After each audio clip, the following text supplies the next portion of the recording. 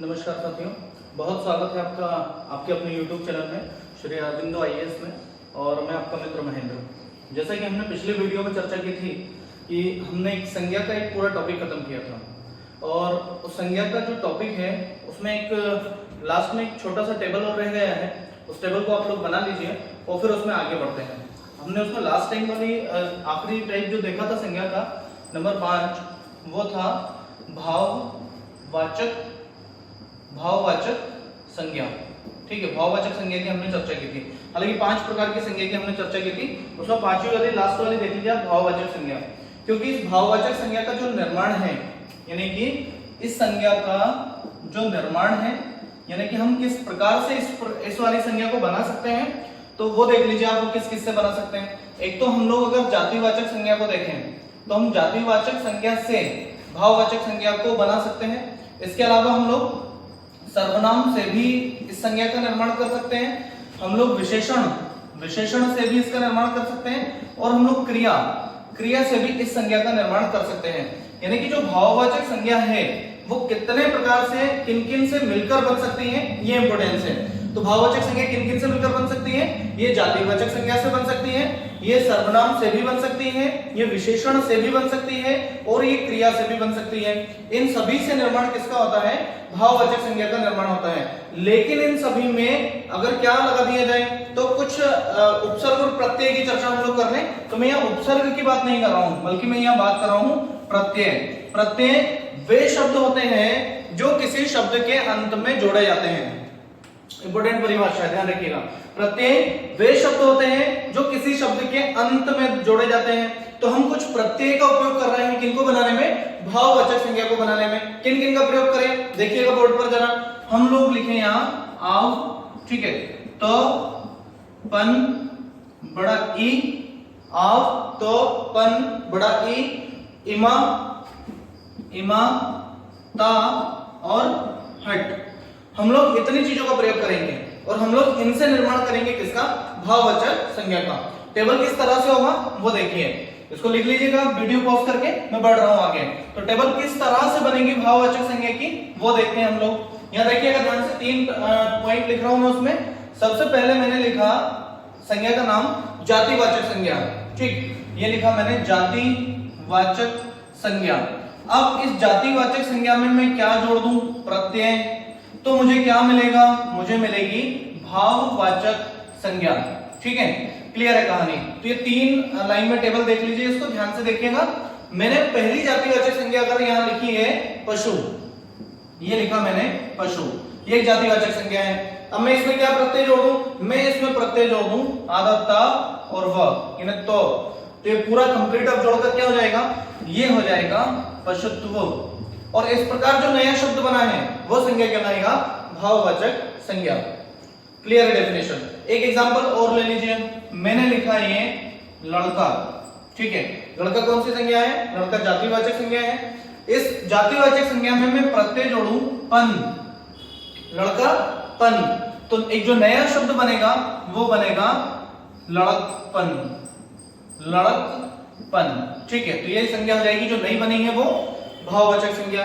एक एग्जांपल और देख लीजिए, इसमें मैंने लिखा एक शब्द नारी और मैंने इसमें जोड़ दिया आदता और व, तो यह हो गया नारित्व। यानी नारी जातिवाचक संज्ञा है, उस जातिवाचक संज्ञा में हमने त जोड़ दिया है, तो वो एक जो नया शब्द बना है वो हो गया नारित्व। तो इस तरह ये संज्ञाएं बनती हैं। एक और देख लीजिए, गुरु जातिवाचक संज्ञा जोड़ दें तो हो जाएगा ये गुरुत्व। ठीक है, क्लियर है कंसेप्ट। यानी एग्जाम में सीधा डायरेक्ट क्वेश्चन पूछेगा आपसे, लड़का में कौन सी संज्ञा जोड़ी जाए, कौन सा प्रत्यय जोड़ा जाए तो एक भाववाचक संज्ञा का निर्माण होगा। या सीधा क्वेश्चन पूछेगा लड़कपन निम्न में से किस प्रकार की एक संज्ञा है, और 4 ऑप्शन आपके सामने वो दे देगा। ठीक है, एक और देख लीजिए, लास्ट वाला है इसमें, एक हो जाएगा मित्र, इसमें जोड़ देंगे हम लोग ता, तो एक जो नया शब्द है वो बन जाएगा मित्रता। ठीक है, मित्रता, तो ये भी एक भाववाचक संज्ञा है। समझ, मुझे लग रहा है कि आपको समझ में आ रहा होगा। ये टेबल आप ध्यान से देख लीजिए, इस टेबल में से क्वेश्चन निश्चित रूप से एसआई के एग्जाम में पूछे जाते हैं। लास्ट टाइम जेल प्रेरी के एग्जाम में इसमें से क्वेश्चन आया, जब हम लोग सॉल्व करेंगे जेल प्रेरी का पेपर, तो फिर हम लोग उसमें देखेंगे कि इन पूरे टेबल में से कौन सा एक क्वेश्चन उसमें बना था। पशु जातिवाचक संज्ञा, तो जोड़ दिया पशुत्व हो गया, नया शब्द बना भाववाचक संज्ञा हो गया। लड़का जातिवाचक संज्ञा, पन जोड़ दिया, जो नया शब्द बना वो लड़कपन हो गया। नारी में तो जोड़ दिया, बना नारित्व। गुरु में तो जोड़ दिया, गुरुत्व बन गया। और मित्र में ता जोड़ दिया तो बन जाएगा मित्रता। क्लियर है सारे कंसेप्ट? यहाँ पूरी तरह से संज्ञा की कहानी खत्म होती है, ठीक है। लेकिन अब हम लोग एक नया टॉपिक देखिए इसमें, सर्वनाम। उससे पहले हमने पिछले वीडियो में एक चर्चा की थी, मैंने आपसे कहा था कि जब भी कोई एक टॉपिक हम लोग खत्म करेंगे उसके कुछ एमसीक्यूज हम लोग हल करेंगे। लेकिन उस एमसीक्यूज के मैं यहाँ केवल उसमें क्वेश्चन लिख दूंगा और ऑप्शन डाल दूंगा, आपको कमेंट्स बॉक्स में उनके आंसर लिखने हैं और नेक्स्ट वीडियो में फिर उनको मैं सॉल्व भी कराते जाऊंगा। तो इस तरह प्रिपरेशन हर एक प्रत्येक टॉपिक के बाद एमसीक्यूज की भी होती जाएगी। और उसमें मैंने कुछ ऐसे भी क्वेश्चन डाले हैं जो लास्ट ईयर उससे पहले और उससे पहले कुछ कॉम्पिटिटिव एग्जाम्स में पूछे गए हैं, जैसे कि वो पूछे गए हैं एमपीएसआई में, पूछे गए हैं जेल प्रेरी में, वो आरआरबी के एग्जाम में भी पूछे गए हैं। तो वो जो एमसीक्यूज है मैं वीडियो के अंत में डाल दूं उनको, तो आप उसका कमेंट्स बॉक्स में आंसर लिख दीजिएगा, ठीक है। अब हम लोग एक नए टॉपिक की चर्चा करते हैं। हम आज संज्ञा के ठीक बाद जो टॉपिक है हमारा वो हो जाएगा सर्वनाम। देखिएगा, सर्वनाम और सर्वनाम का शाब्दिक अर्थ होता है, यानी शब्द का अगर एग्जाम में कभी अर्थ पूछ ले तो सर्वनाम का शाब्दिक अर्थ हो जाएगा सबका नाम। सर्वनाम यानी सबका नाम, यानी सीधे डायरेक्टली अगर इसका अर्थ पूछ ले तो। लेकिन परिभाषा क्या होगी? सिंपल सी परिभाषा, इससे पहले आपने कई सारी पुस्तकों में पढ़ी होगी। वे शब्द जो संज्ञा के स्थान पर प्रयुक्त होते हैं, नोट्स बनाते जाइएगा, साथ में लिख रहा हूं मैं, वे शब्द जो संज्ञा के स्थान पर प्रयुक्त होते हैं, ठीक है, प्रयुक्त होते हैं, क्या कहलाते हैं? सर्वनाम कहलाते हैं। सर्वनाम कहलाते हैं। संज्ञा की परिभाषा हमने पढ़ी थी, किसी व्यक्ति, वस्तु या स्थान का नाम संज्ञा कहलाता है। अब उनके स्थान पर हम लोग जिन शब्दों का प्रयोग करेंगे वो क्या हो जाएंगे? वो हो जाएंगे सर्वनाम। जैसे कि एग्जांपल हो जाएगा तुम, वह, मैं, आप, तुम्हें आदि, कई सारे, बहुत सारे हो जाएंगे उसमें। तो एग्जांपल तो कई सारे हो सकते हैं, ठीक है, उससे कोई बहुत ज्यादा एग्जांपल पर जाएगा नहीं वो। तो यहाँ तक इतनी केवल इसकी डेफिनेशन आपको याद रखनी है, परिभाषा याद रखनी है। दो चीजें इंपॉर्टेंट है, यहाँ से क्वेश्चन बनते हैं। एक तो सर्वनाम का शाब्दिक अर्थ है सबका नाम, ये एक परिभाषा यहाँ से, ये एक क्वेश्चन बनता है एग्जाम में यहाँ से। और दूसरा है सर्वनाम की परिभाषा। तो वे शब्द जो संज्ञा के स्थान पर प्रयुक्त होते हैं क्या कहलाते हैं? वे सर्वनाम कहलाते हैं। क्लियर सारी कहानी, इंपॉर्टेंट है ये। लेकिन इसमें एक और चीज आपको याद रखनी है, कुछ एग्जांपल लिख रहा हूं मैं, जैसे कुछ अलग से है, नोट लगा के लिख लेना इसको भैया अलग से, ये मोस्ट इंपोर्टेंट फैक्ट है जो लिखवा रहा हूं मैं, लिखिए। जैसे यह, वह, लिखते जाइएगा अलग, यह, वह, कोई, कुछ, जो, यह, वह, कोई, कुछ, जो, अगर ये सब कैसे आए? अकेले, यानी कि ये सब सिंगल आए तो ध्यान रखिएगा ये कहलाते हैं सर्वनाम, यानी किसी के साथ इनका प्रयोग नहीं किया जाए तो ये कहलाते हैं सर्वनाम। लेकिन अगर ये किसके साथ आ जाए? अगर ये सभी, यह, वह, कोई, कुछ, जो, अगर ये सब संज्ञा के साथ आ जाए, ठीक है, अकेले आ जाए तो सर्वनाम कहलाएंगे। अगर इन्हें संज्ञा के साथ जोड़ दिया जाए तो फिर ये कहलाते हैं विशेषण। इंपॉर्टेंट फैक्ट है, ध्यान रखना। फिर से बोल रहा हूं, फिर से समझ लीजिए चीजों को। मैंने कुछ एग्जांपल लिखे हैं बोर्ड पर, जैसे कि यह, वह, कोई, कुछ और जो। अगर ये केवल सिंगल आए, अकेले अकेले कहीं लिखे हों, तो इन्हें कहा जाता है सर्वनाम। लेकिन अगर इनका प्रयोग कर दूं मैं इनके साथ, संज्ञा के साथ, तो फिर इन्हें कहा जाता है विशेषण। किस प्रकार प्रयोग करना है वीडियो के अंत में हम लोग समझेंगे उसको, और अभी जो क्वेश्चंस आएंगे उसमें समझते जाएंगे, तो वहां भी एक्सप्लेन इसको करते जाऊंगा मैं। क्लियर कंसेप्ट है इतना? बढ़े आगे।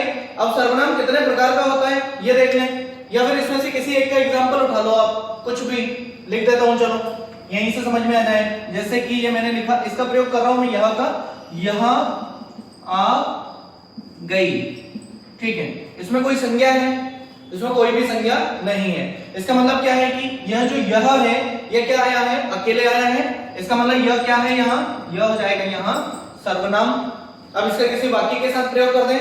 मैंने लिखा यह किताब कैसी है, यह किताब कैसी है, इसमें कोई संज्ञा है क्या? निश्चित रूप से है। किताब, क्यों है किताब संज्ञा? क्योंकि पहले भी चर्चा कर चुके हैं संज्ञा की परिभाषा में, किसी व्यक्ति, वस्तु या स्थान का नाम संज्ञा कहलाता है। ये क्या हुई? वस्तु, इसका मतलब कि इसमें संज्ञा है। अब यह का प्रयोग किसके साथ हुआ है? संज्ञा के साथ हुआ है। इसका मतलब ये क्या हो जाएगा इसमें? ये हो जाएगा यहाँ विशेषण। यही बात मैंने ऊपर लिखी है। यह जब सिंगल आ रहा है यानी किसी के साथ उसका प्रयोग नहीं हो रहा है तो उसे मैं बोल रहा हूं सर्वनाम। जब इस यह का प्रयोग इस संज्ञा के साथ हो रहा है तो फिर मैं उसे बोल रहा हूं विशेषण। कंसेप्ट क्लियर है? ठीक है, आगे बढ़ रहे हैं। सर्वनाम के प्रकार, एक टेबल बना रहा हूं कंप्लीट, उसको ध्यान से देखिएगा। परिभाषा क्लियर है? एमपीपीएससी के मेंस के एग्जाम में 3 नंबर के क्वेश्चन में और जो नया सिलेबस चेंज हुआ है उसके अकॉर्डिंग आपको इतना लिखना ही पड़ेगा उदाहरण से, तो ये सारी कहानी आपको समझ में आ जाएगी और उसके आपको पूरे नंबर मिलेंगे। फिर बढ़ते हैं इसमें आगे। सर्वनाम के प्रकार, आप हेडिंग लिखिए सर्वनाम के प्रकार। मैं सीधे एक टेबल बना देता हूं और उसी से डायरेक्ट आपको समझा देता हूं।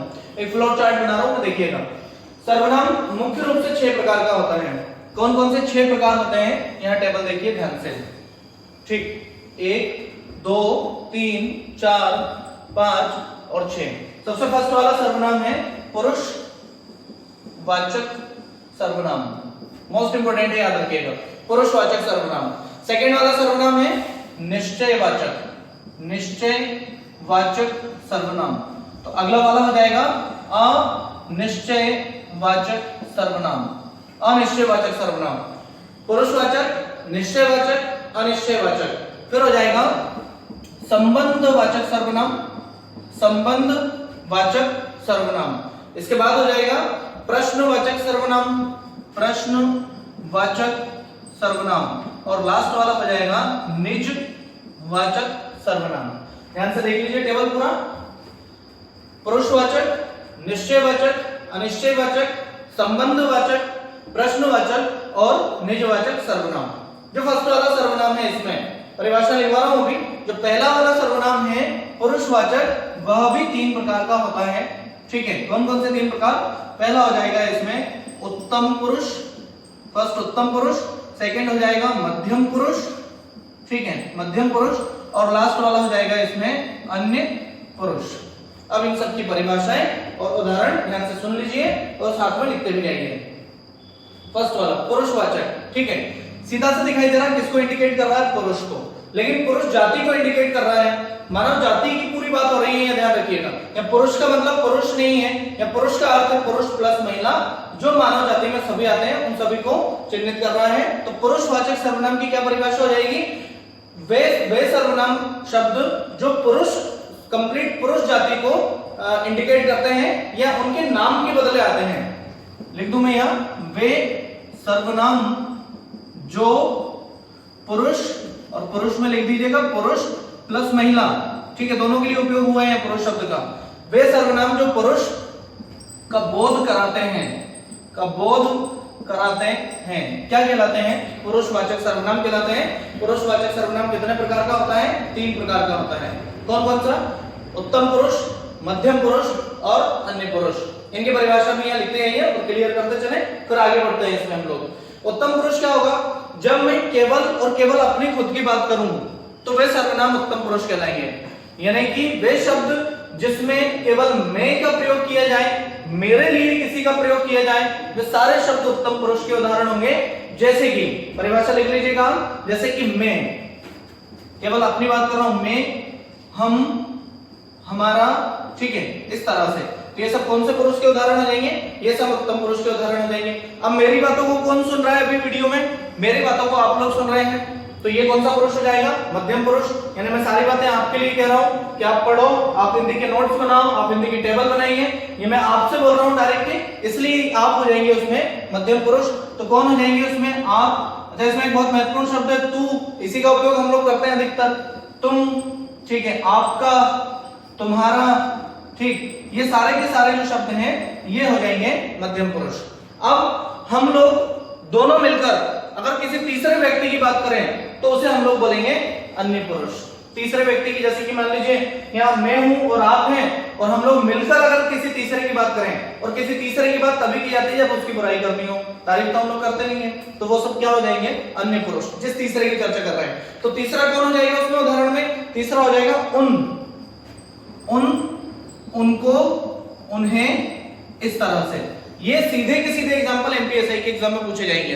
सीधा डायरेक्ट लिखेगा एग्जाम में तुम्हारा ये किस पुरुष का एक उदाहरण है। ठीक है, सिंपल है सारी चीजें। एक बार फिर से देख लें यहां से इनकी डेफिनेशन। जब किसी सर्वनाम का उपयोग केवल मेरे लिए किया जाता है तो उत्तम पुरुष कहलाएगा। जब किसी सर्वनाम शब्द का प्रयोग आपके लिए किया जाता है तो वो कहलाएगा मध्यम पुरुष। और जब आप और मैं यानी कि मैं यानी बोलने वाला और आप यानी सुनने वाले, हम दोनों मिलकर अगर किसी तीसरे की बात करें तो हम लोग उसे बोलेंगे अन्य पुरुष। क्लियर सारी कहानी। आगे बढ़ रहे हैं सेकंड वाले की तरफ। नंबर 2 दिखाई दे रहा है बोर्ड पर आपको, निश्चयवाचक सर्वनाम। इस पहले वाले को मैं पूरा हटा रहा हूं यहां से क्योंकि इसकी सारी बातें हो चुकी हैं। सेकंड हो जाएगा निश्चयवाचक सर्वनाम। अलग नाम से दिखाई दे, शब्द से दिखाई दे रहा है कि निश्चय मतलब किसी निश्चितता की बात की जा रही है। परिभाषा लिख लीजिए, निकट या दूर स्थित किसी निश्चित व्यक्ति या वस्तु का बोध होता है। निकट यानी पास या दूर स्थित किसी व्यक्ति या वस्तु का क्या होता है? बोध होता है यानी ज्ञान होता है, बोध होता है। वो क्या कहलाता है? निश्चयवाचक सर्वनाम कहलाता है। अब निश्चयवाचक सर्वनाम के उदाहरण देख लीजिए आप। जैसे कि मैं बोलूं, मैं जिस मार्कर से लिख रहा हूं, मैंने लिखा यह मार्कर मेरा है। ठीक है, निश्चितता की बात हो रही है। मैंने मार्कर के बारे में यहां चर्चा की है और मैंने बता दिया है कि मार्कर किसका है? मेरा है। यानी मैंने कहकर बता दिया कि मार्कर मेरा है, इसलिए निश्चितता की बात कर रहा है। और देख लीजिए, किसी किताब की बात कर लें, यह किताब मेरी है।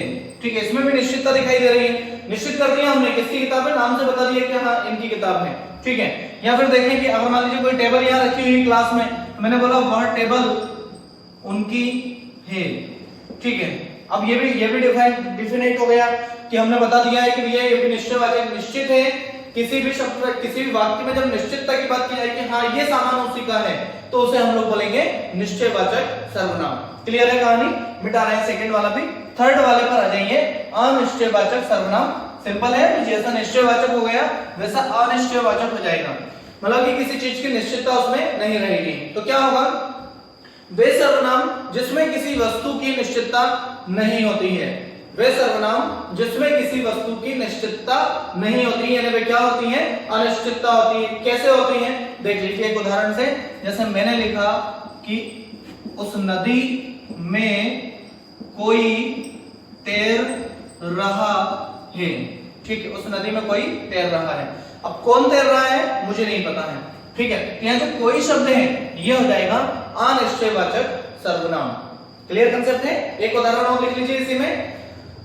जैसे बोलते हैं कहीं मार्केट में घूमते हुए क्या कुछ खा लें, तो वैसे उसकी जगह पर हम लोग बोलते हैं कुछ खा लें या कुछ पिला दीजिए, या कुछ पिला दो। ठीक है, यहाँ किसकी बात हो रही है? कुछ की बात हो रही है। कुछ में चाय हो सकती है, कॉफी हो सकती है, कोल्ड ड्रिंक्स हो सकती है, कुछ भी हो सकता है। तो कुछ पिलाने या पिलाने की बात हो रही है। तो यहाँ भी ये निश्चित नहीं है कि किसको खिलाने, किस चीज की खिलाने की बात हो रही है, पिलाने की बात हो रही है। इसलिए इस सर्वनाम को कहा जाता है अनिश्चितवाचक सर्वनाम। 3 कंप्लीट है। आगे बढ़े चौथे की तरफ। समझ में आ रही होंगी चीजें। अगला वाला देखिए आप, संबंधवाचक सर्वनाम। ठीक है, संबंधवाचक सर्वनाम। पहले परिभाषा हो जाए। वे सर्वनाम शब्द जो किसी दूसरे सर्वनाम शब्द से संबंध दर्शाते हैं। वे सर्वनाम शब्द या वे सर्वनाम जो किसी दूसरे सर्वनाम शब्द से क्या दर्शाते हैं? संबंध दर्शाते हैं। संबंध दर्शाते हैं, तो उन्हें क्या बोलेंगे हम लोग? उन्हें बोलेंगे हम लोग संबंधवाचक सर्वनाम। और ये संबंधवाचक सर्वनाम में ध्यान रखिएगा 2 चीजों का उपयोग हमेशा किया जाता है उदाहरण में। एक तो जो और एक सो। जो और सो, ये दोनों, इन दोनों अक्षरों से या इन दोनों वर्णों से जब कोई वाक्य जुड़ा होता है तो वो किसका उदाहरण होगा? संबंधवाचक सर्वनाम का उदाहरण होगा। जैसे परम सत्य इस पृथ्वी पर, जो आया है सो जाएगा। ठीक है, मतलब उसकी मृत्यु निश्चित है। यहाँ सोने से मतलब सोने वाला नहीं है। कुछ हो जाते हैं, कुछ लोग सोने की बात सुना, मजा आ गया, सो जाएंगे, जो आया है सो जाएगा, वो नहीं। मतलब कि मृत्यु अटल है, मृत्यु सत्य है, तो जो आया है सो जाएगा। तो इसे हम लोग बोलेंगे संबंधवाचक सर्वनाम। अगले वाले सर्वनाम की चर्चा करें। प्रश्नवाचक, सिंपल सा है ये तो, प्रश्न की बात होगी, इसमें प्रश्न किया जाएगा किसी भी तरह का। तो देख लें हम लोग क्या प्रश्न करें। तो पहले तो डेफिनेशन लिख लीजिए कि वे सर्वनाम शब्द जो प्रश्न करने के लिए उपयुक्त हो, वे सर्वनाम शब्द जो प्रश्न करने के लिए उपयुक्त हो, या जिन सर्वनाम शब्दों का उपयोग प्रश्न करने के लिए किया जाता है, वे कहलाते हैं प्रश्नवाचक सर्वनाम। वे सर्वनाम शब्द जिनका उपयोग प्रश्न करने के लिए किया जाता है, वे कहलाएंगे प्रश्नवाचक सर्वनाम। उदाहरण कई सारे हो सकते हैं, जैसे कि वह, एक सेंटेंस लिख रहे हैं, वह क्या कर रहा था, या है, वह क्या कर रहा है या वह क्या कर रहा था। तो ये वाला जो शब्द है ये हो जाएगा प्रश्नवाचक सर्वनाम। प्रश्न तो कई सारे बनाए जा सकते हैं, तो उसमें ज्यादा डीप में जाने की आवश्यकता नहीं है, इतना काफी हो जाएगा। अंतिम वाले पर आ जाइए, नंबर 6, निजवाचक सर्वनाम। निज यानी खुद, यानी स्वयं। तो जब मैं किसी सर्वनाम शब्द का प्रयोग खुद के लिए करूं या स्वयं के लिए करूं, तो उसे बोलेंगे हम लोग निजवाचक सर्वनाम। जब, परिभाषा लिखते जाइए, जब किसी सर्वनाम शब्द का प्रयोग किसके लिए किया जाए, स्वयं के लिए, स्वयं या खुद के लिए किया जाए, खुद के लिए किया जाए, तो उसे हम लोग क्या नाम दे देंगे, हम लोग उसे नाम दे देंगे निजवाचक सर्वनाम। जैसे एग्जांपल देख लें, एग्जांपल देख लीजिए, जैसे कि यह काम मैं स्वयं ही कर लूंगा, या यह कार्य मैं खुद ही कर लूंगा। तो मैं किसकी बात कर रहा हूं, केवल खुद की बात कर रहा हूं, ठीक है। तो इसलिए हम लोग इसे बोलेंगे निजवाचक सर्वनाम। क्लियर सारा कंसेप्ट है, इसको हटा रहा हूं मैं, और ये जो सर्वनाम वाली कहानी है, ठीक है, ये यहां से पूरी कंप्लीट हो जाती है। सर्वनाम के बारे में आपको इतना ही पढ़ना है। अब जैसे कि मैंने आपसे कहा कि मैंने कुछ क्वेश्चन छाटे हैं पिछले एग्जाम में आए हुए वो, और कुछ नए भी क्वेश्चन है कि एग्जाम में किस तरह के प्रश्न आपको दिखाई देंगे। तो वो संज्ञा से रिलेटेड कुछ प्रश्न मैंने निकाले हैं। मैं उन प्रश्न और उनके ऑप्शन बोर्ड पर लिख रहा हूं, आपको सभी प्रश्नों के उत्तर कमेंट बॉक्स में लिख देने हैं। नेक्स्ट वाला जो वीडियो होगा, अगला वाला, हम लोग उसमें उन प्रश्नों के उत्तरों की चर्चा करेंगे, और एक आंसर शीट आपको फिर उसमें मिल जाएगी, तो आप मिला लीजिएगा। तो हमने कौन सा टॉपिक कंप्लीट कर चुके हैं अभी, हम पिछले वीडियो में कंप्लीट कर चुके थे संज्ञा। तो संज्ञा से संबंधित 10 क्वेश्चन मैं यहाँ लिख रहा हूँ, आप लिखते जाइए, आंसर आपको कमेंट बॉक्स में लिखना है। पहला प्रश्न, व्युत्पत्ति के आधार पर संज्ञा कितने प्रकार की होती है, कितने प्रकार की होती है। ऑप्शन है 2, 3, 4, 5। सेकेंड क्वेश्चन, पहला भाई, व्युत्पत्ति के आधार पर संज्ञा कितने प्रकार की होती है, 2, 3, 4 या 5। ये आंसर है, इनमें से एक आंसर को आपको टिक करना है और कमेंट्स बॉक्स में उसमें लिख देना है। सेकेंड वाला क्वेश्चन, स्त्रीत्व शब्द में कौन सी संज्ञा है, कौन सी संज्ञा है। स्त्रीत्व शब्द में कौन सी संज्ञा है। ऑप्शन लिखिए, जातिवाचक संज्ञा, या लिखिए भाववाचक संज्ञा, या लिखिए समूहवाचक संज्ञा, या लिखिए द्रव्यवाचक संज्ञा। ठीक है, द्रव्यवाचक संज्ञा। Question number 3। थर्ड क्वेश्चन लिखिए, बुढ़ापा अभिशाप है, अभिशाप है। इसमें अंडरलाइन कर रहा हूं मैं, बुढ़ापा। तो क्वेश्चन हो गया यहाँ, जो अंडरलाइन शब्द है वो कौन सा एक संज्ञा का प्रकार है। ठीक है, ऑप्शन फिर से यही चारों लिख लीजिए, जातिवाचक, भाववाचक, समूहवाचक या द्रव्यवाचक। इन चारों में से एक ऑप्शन छाट के आपको लिखना है। चौथा नंबर देख रहे हैं हम लोग। चौथा क्वेश्चन लिखिए, कौन सा शब्द संज्ञा है, कौन सा शब्द संज्ञा है। ऑप्शन डाल रहा हूं मैं, कौन सा शब्द संज्ञा है, इनमें से आपको छाटना है और आंसर लिखना है। लिखिए क्रोधित, क्रोधित। अगला लिखिए क्रोधी, क्रोधी। अगला लिखिए क्रुद्ध, क्रोधित, क्रोधी, क्रुद्ध। और एक और लिख लीजिए क्रोध, क्रोध। ठीक है, इन चारों में से क्रोधित, क्रोधी, क्रुद्ध और क्रोध, इन चारों में से एक संज्ञा है। और लास्ट वाला क्वेश्चन लिख रहा हूं मैं, 5 ही क्वेश्चन दे रहा हूं, अगले 5 अगले वीडियो में देंगे आपको। पांचों क्वेश्चन लिखिए, कौन सा शब्द भाववाचक संज्ञा नहीं है। क्वेश्चन है, कौन सा शब्द भाववाचक वाचक संज्ञा नहीं है। ठीक है, कौन सा शब्द भाववाचक संज्ञा नहीं है? एग्जांपल लिखिए, मिठाई, चतुराई, उतराई, मिठाई, चतुराई, उतराई और लड़ाई। लड़ाई, ठीक है। तरह से सुन लीजिए पांचों क्वेश्चन जल्दी से एक बार। व्युत्पत्ति के आधार पर संज्ञा के कितने प्रकार हैं? ये कितने भेद होते हैं? 2, 3, 4, 5। एक आंसर लिखिएगा कमेंट्स बॉक्स में। स्त्रीत्व शब्द में कौन सी संज्ञा है? जातिवाचक, भाववाचक, समूहवाचक या द्रव्यवाचक? बुढ़ापा अभिशाप है। इसमें जो बुढ़ापा शब्द है जिसको अंडरलाइन किया है वो कौन सी संज्ञा का एक प्रकार है? जातिवाचक, भाववाचक, समूहवाचक या द्रव्यवाचक? कौन सा शब्द संज्ञा है? क्रोधित, क्रोधी, क्रुद्ध और क्रोध। और लास्ट वाला है कौन सा शब्द भाववाचक संज्ञा नहीं है? मिठाई, चतुराई, उतराई और लड़ाई। क्लियर सारी कहानी? तो यहां हम लोग इस वीडियो को रोकते हैं। नेक्स्ट वाले वीडियो में एक नया काम हम लोग शुरू करने जा रहे हैं, पर्यायवाची, विलोम, अनेकार्थी, मुहावरे। वो दो उदाहरण हम लोग सभी के लेंगे लास्ट के वीडियो के एंड में जब भी होगा। तो ये वीडियो आपको कैसा लगा है? लाइक कीजिए, शेयर कीजिए और अभी तक अगर आपने हमारा चैनल भी सब्सक्राइब नहीं किया है, यानी आपका अपना चैनल श्री अरविंदो IAS, तो उसको सब्सक्राइब कर दीजिए और प्लीज बेल आइकन भी दबा दीजिए ताकि आने वाले सभी वीडियो के नोटिफिकेशन आपको प्रॉपर रूप से मिलते रहे। ठीक है, थैंक यू सो मच।